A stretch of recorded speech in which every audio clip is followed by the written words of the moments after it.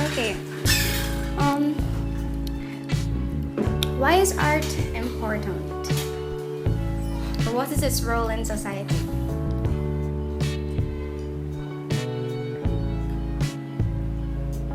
Well, how do you begin? It's an old question.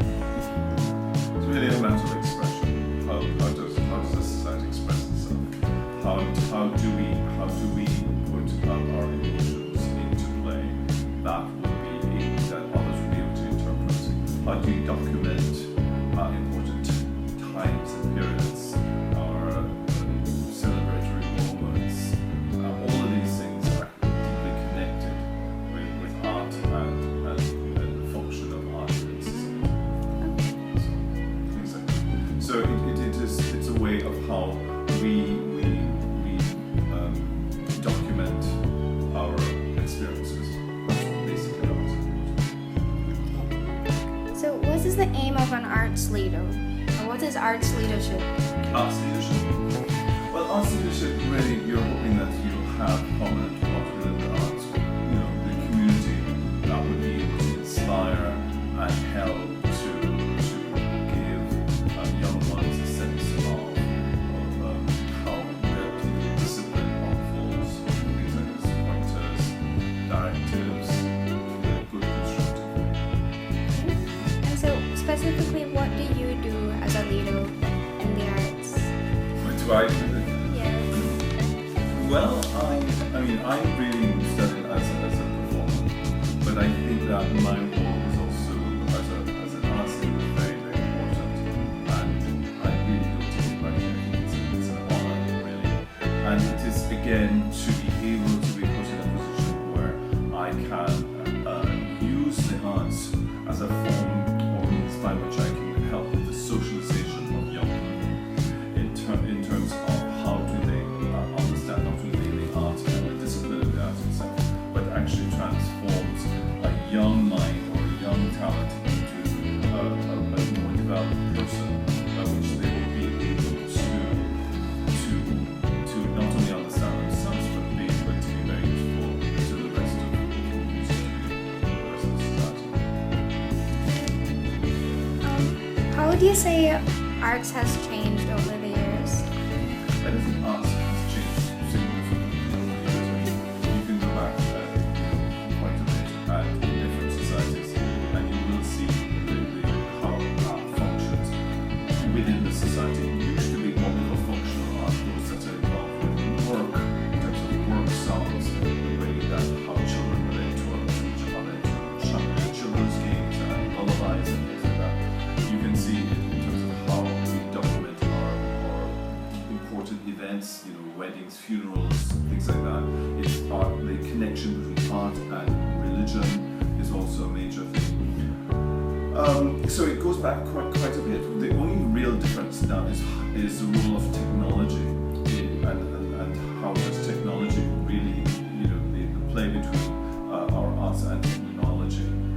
That is really important, and how we incorporate that is really what defines us differently from the 21st century than any other time or period before. Has technology affected the way you lead? In many ways, it is certainly it's certainly a very useful tool. I don't know if it helps me the way I lead. I certainly can get more information across, by which it is a significant thing. One is limited to the immediate amount of students you have in front of you, but then with technology you can easily move on to much larger numbers, and that's quite significant. Also, how we acquire information as well is also very important. How we access information, and the reason that is quite significant is when you're on an island or a remote town or village or whatever it is, you have access to information. That's a really huge sort of tool, because then the ones who are in large metropolitan areas who can go to museums and concerts, they're not in any way, I think, present advantage. So yes, it has transformed in so many different situations. So, can you tell me about any collaborations that you've done, or any interesting things that you've done with people to be an arts, like group, collectively? Well, I mean, I think that everything that I do really is built on that to some extent. I mean, yes, I've done it personally where I've collaborated with special artists and groups and things like that. But my role, as you would know here as artists in residence at the High School Symphony Orchestra here at Temecula, a collaboration with a school like Kingston College where I can pull together the energies of approximately 160 students from the high school. I think it's quite significant being able to present very, very enjoyable and very structured program. I think that's quite an achievement part of my research. It's an ongoing thing because I feel that in my position where I've been able to have exposure at tertiary level, lots of travel, all of these things, the opportunity of being here as a conductor is very significant because I am in contact with a lot of students, and so I take it like partly, as a role that I can do all of these things. Could you tell me if there's anything that you'd say is the best decision you've made as an arts leader? I think the best, it's very difficult because it's all relative.